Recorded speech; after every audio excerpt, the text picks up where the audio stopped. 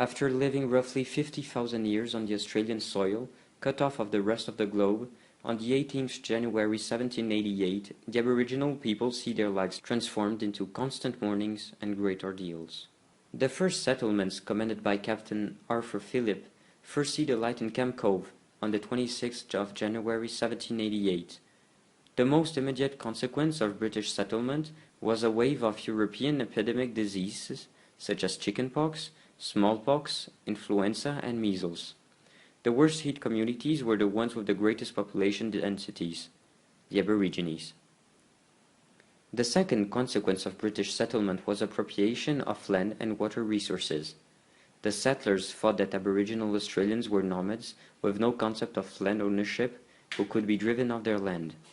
Settlers thought the Aborigines would be as happy somewhere else. In fact, the loss of traditional lands, food sources, and water resources was often fatal, particularly to communities already weakened by disease. Entire communities in the moderately fertile southern part of the continent simply vanished without trace, often before European settlers arrived or recorded their existence.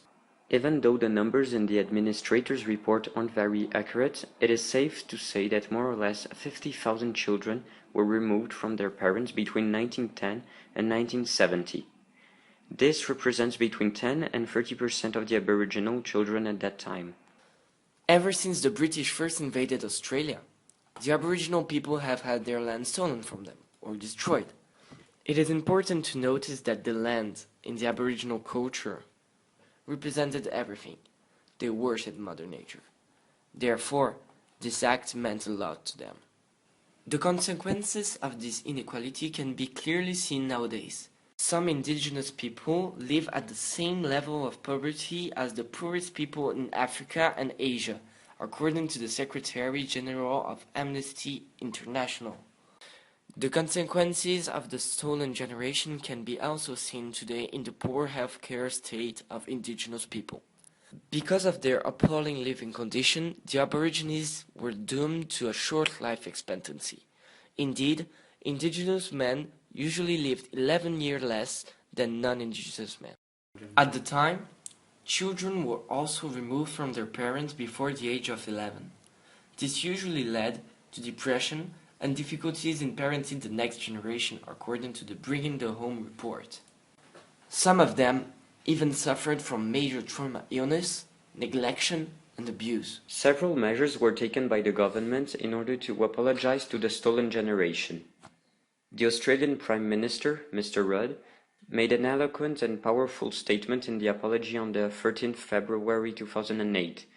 He delivered a welcome to the country speech in which he apologizes on behalf of the whole white Australian nation. Associations were founded such as an Australian Aboriginal and Torres Strait Islander Healing Foundation, where most of the Aboriginal people can finally find medical services because they generally do not have the means to pay for hospitals. Since 1998, a National Sorry Day has been held. It is an annual event that takes place on May 26 to remember and commemorate the mistreatment of the country's indigenous population. Finally, since 1987, the official National Australia Day incorporates Indigenous Australian events. It marked at first the anniversary of the First Fleet's arrival at Port Jackson. Over time, its meaning evolved to a day of unity and celebration between native and non-native Australians. Although the Australian government is trying to right his wrongs regarding the Aboriginal people and the stolen generation, nothing can really mend for the separation of thousands of families and the quasi-destruction of a whole native nation.